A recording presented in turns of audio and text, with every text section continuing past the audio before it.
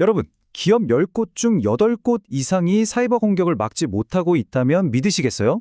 이게 그냥 하는 말이 아닙니다. 오늘은 바로 이 충격적인 수치, 84%라는 숫자 뒤에 숨겨진 진짜 이유를 한번 제대로 파헤쳐 보려고 합니다. 자, 오늘 우리가 살펴볼 이야기의 근거는요, 바로 비날라이즈라는 회사에서 나온 보고서입니다. 이 회사가 뭐 하는 곳이냐면 디지털 포렌식하고 사고 대응, 그러니까 사이버 범죄 현장의 CSI 같은 역할을 하는 세계적인 기업이에요. 여기서 2025년 사이버 보안 조사 현황이라는 보고서를 냈는데 이게 그냥 책상에서 쓴 게 아니고요.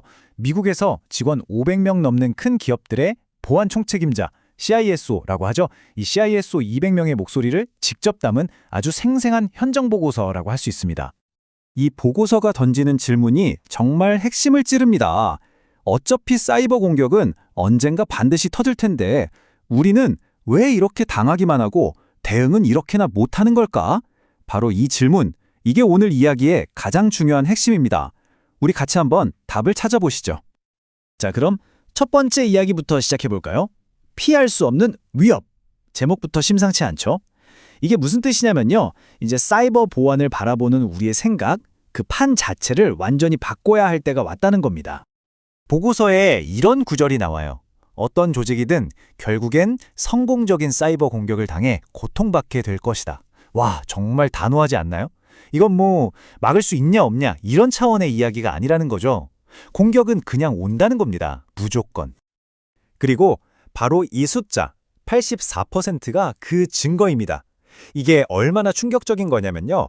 사이버 보안의 최전선에 있는 CISO들, 그러니까 각 기업의 보안 대장들이죠. 이분들 10명 중 8명 이상이 네, 맞아요. 공격은 피할 수 없습니다. 라고 인정했다는 뜻이에요. 이건 이제 만약에 공격당하면 어떡하지가 아니라 언제 공격당할까의 문제라는 걸 이 분야 최고 전문가들이 두 손 들고 인정한 거나 마찬가지입니다. 그런데 말이죠.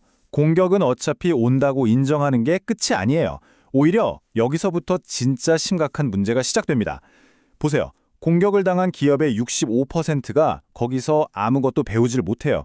그리고 75%는 똑같은 수법에 또 당할 수 있다고 실토합니다. 이게 뭔가요? 그냥 계속 당하고 잊어버리고 또 당하는 그야말로 실패의 늪에 빠져버린 거죠. 자, 그럼 이 실패의 악순환이 대체 어떤 대가를 치르게 하는지 한번 볼까요? 두 번째 파트, 통제실의 위기입니다. 여기서는 이제 아주 구체적이고 또 아주 뼈아픈 숫자들이 등장합니다. 11만 4천 달러, 우리 돈으로 하면 약 1억 5천만 원 정도 되는 돈입니다. 아니, 갑자기 이 큰 돈이 왜 나왔을까요? 이게 대체 뭘 의미하는 숫자일까요? 여러분 놀라지 마세요. 이게 바로 사이버 공격 조사가 딱 1시간 늦어질 때마다 기업이 날리는 돈입니다. 시간당 1억 5천이요. 와, 정말 골든타임이라는 말이 괜히 있는 게 아니죠. 속도가 곧 돈인 겁니다. 근데 이게 다가 아닙니다. 더 무서운 숫자가 있어요. 110만 달러. 우리 돈으로 무려 15억 원입니다. 이 어마어마한 돈은 또 뭘까요? 이건요, 공격의 원인을 결국 못 밝혀내고 조사가 그냥 끝나버렸을 때 기업이 입는 평균 손실액입니다. 왜 이렇게 돈이 많이 드냐고요? 이 차트를 한번 보세요. 증거가 없으니까 재앙이 연쇄적으로 터지는 거예요.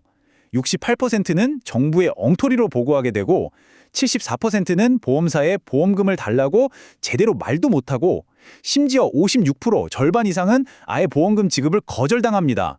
핵심은 정말 간단해요.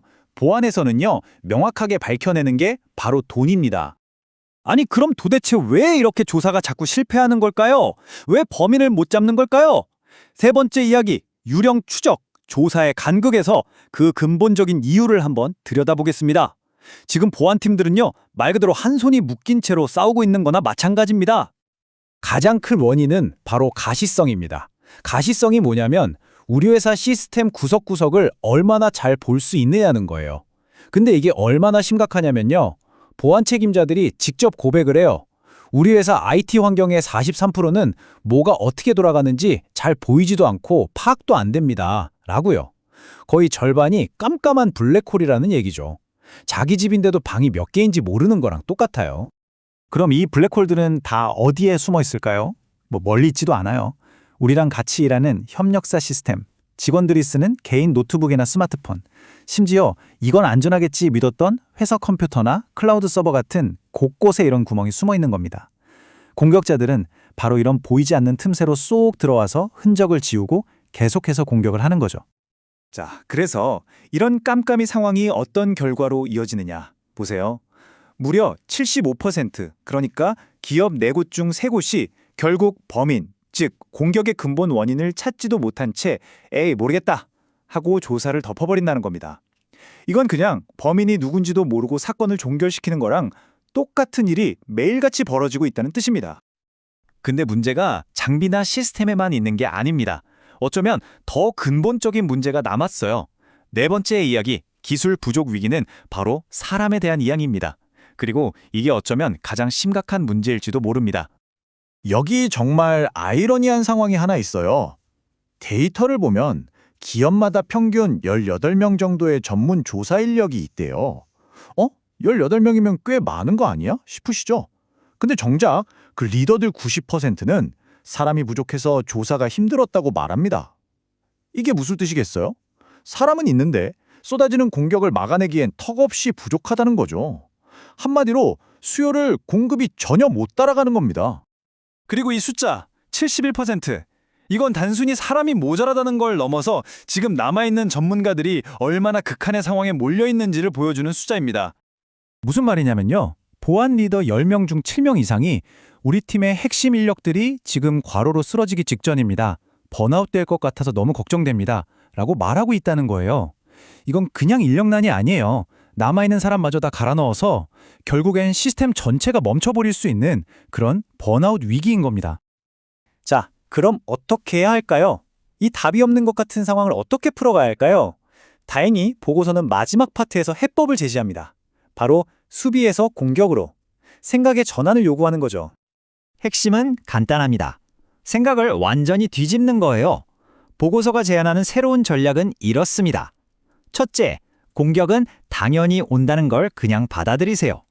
둘째, 사고 터지고 나서 허둥지둥하는 조사를 평소 보안 전략의 심장부로 가져오라는 겁니다. 셋째, 포렌식 도구를 방패가 아니라 창처럼 쓰는 거예요. 이걸로 먼저 위험을 찾아내 사냥하라는 거죠. 그리고 마지막 넷째, 모든 사고를 실패했다가 아니라 이걸로 또 하나 배웠네 하는 학습의 기회로 만들라는 겁니다. 네, 이게 바로 오늘 이야기의 최종 결론입니다. 이제 우리의 목표는 더 높고 두꺼운 성벽을 쌓는 게 아니에요. 그보다는 성 안에서 무슨 일이 일어나는지 손바닥 들여다보듯 훤히 알 수 있는 능력을 갖추는 겁니다. 진짜 강한 조직은요, 공격을 한 번도 안 당하는 조직이 아니라 공격을 당해도 얼마나 빨리 원인을 파악하고 명확하게 이해하고 다시 일어서는지, 즉 통찰력과 속도에 달려있다는 거죠. 이야기를 마무리하면서 여러분께도 한번 질문을 던져보고 싶습니다. 다음 공격은 반드시 올 겁니다. 피할 수 없어요. 그렇다면 여러분의 조직 그리고 우리 사회는 과연 그 공격을 제대로 파헤치고 거기서 한 단계 더 성장할 준비가 정말로 되어 있을까요? 오늘 이야기가 유익하셨다면 좋아요 한번 꼭 눌러주시고요. 앞으로도 이런 깊이 있는 분석을 놓치고 싶지 않으시다면 구독과 알림 설정도 꼭 부탁드립니다. 끝까지 함께 해주셔서 정말 감사합니다.